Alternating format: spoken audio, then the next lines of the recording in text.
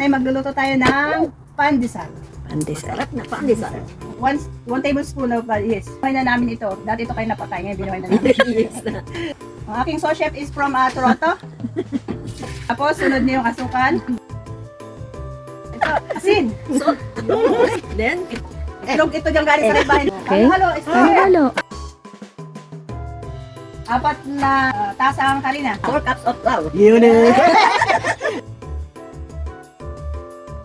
Ito pong machine na ito is very helpful. Yan, lahat ng ingredients, ilalagay nyo dito sa loob. Takulban mo lang, pindutin mo lang. Voila! So, balik kayo ng 3 minutes.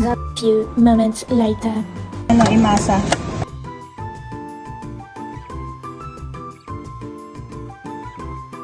Mga kababayan, lagi po kayo maghugas ng kamay bago mag-umpisa.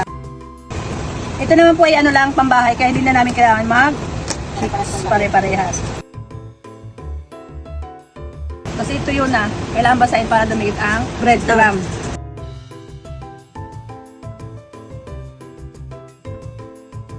Ito po ang cooking ng ina mo. Thank you for watching!